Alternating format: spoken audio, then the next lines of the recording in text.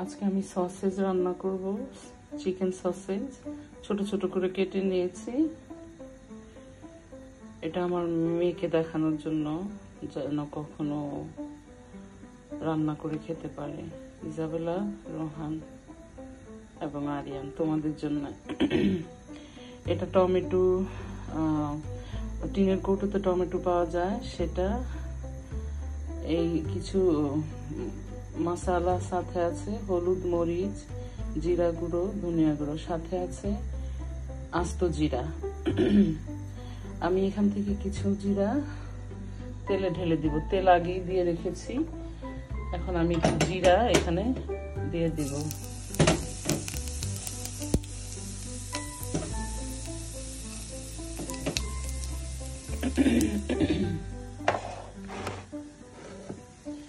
Basically এটা জিরা, এটাকে তেলে জিরা ফোড়ন দিয়েই সসেসটা তৈরি করব, সাথে টমেটো দিয়ে খেতে খুব ভালো লাগবে। রুটি দিয়ে, নান অথবা ভাতের সাথেও খেতে ভালো লাগবে। এখন আমি টমেটোটা ঢেলে দিব।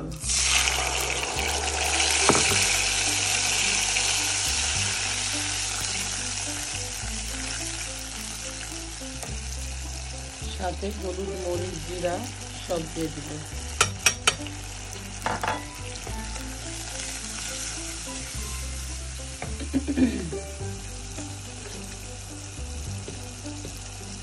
প্রয়োজন মতো লবণ দিয়ে দিলাম, স্বাদ মতো।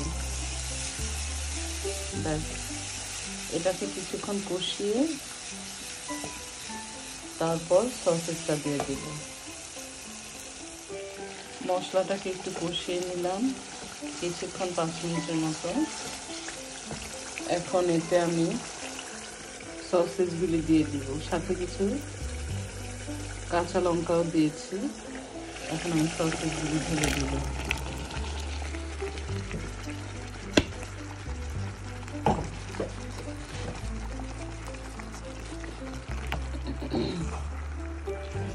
সামান্য তেলের ভিতরে জিরার ফোড়ন দিয়ে তারপর মশলাটা একটু কষিয়ে টমেটোর সাথে তারপরে এগুলো দিয়ে দিব।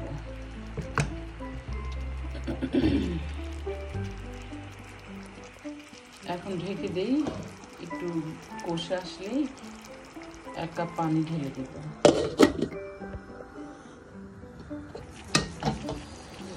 আমি এখন এখানে টমেটোর বাটিটাতে পানি নিয়েছিলাম, 1 বাটি পানি, এটা ঢেলে দিব। তারপর এটাতে ঢাকনা চাপা দিয়ে দিচ্ছি। হয়ে গেলেই আবার ফেরত। আল্লাহ, দেখেন ফুলে কেমন হয়ে গেছে।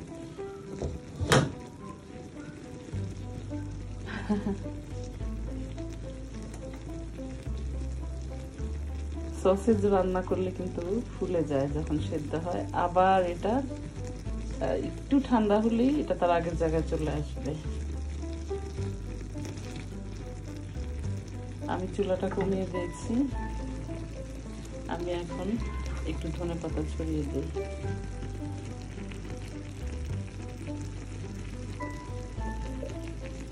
একটু কমে একটু মানে চুলাটা কমিয়ে দিলাম, এটা আপনি আবার আগের মতো হয়ে যাবে।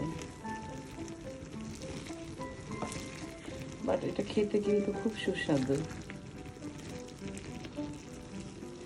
দেখুন, বলেছিলাম না চুলাটা কমিয়ে দিলে এটা ঠিক আগের জায়গায় চলে আসবে। বন্ধুরা, এটা রান্না হয়ে গিয়েছে। আপনি এটা রুটির সাথে, পরোটা, লুচি, ভাত দিয়েও খেতে পারেন। বন্ধুরা, এটা পুরো রান্না হয়ে গেছে। এখন আমার মেয়েকে খেতে দিব, অবশ্যই এটা খাওয়ার জন্য বসে আছে।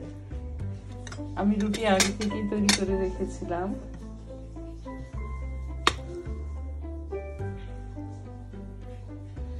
আমার ছেলে, মেয়ে, ঘরের সবাই এটা খেতে খুব পছন্দ করে। ভালো থাকবেন সবাই। আবার দেখা হবে নতুন কোনো রেসিপি নিয়ে। আল্লাহ হাফেজ।